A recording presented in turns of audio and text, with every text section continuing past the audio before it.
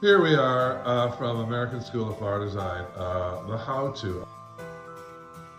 This is just 2 foams of block and everything is sort of pavé down that hump. Easy to do. Try it, I'm telling you.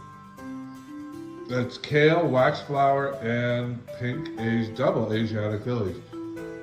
This one, of course, a little bit trickier, but I started with filling the vase with the camellia leaves. Right there, you can use other leaves. You can use lemon leaf or salal, go out in your backyard. And then I put in my big hydrangeas first. See them buried a little bit in there?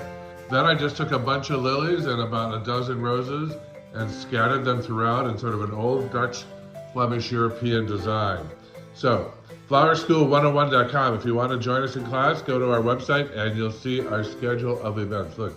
These are actually like triple lilies. Holy smoke.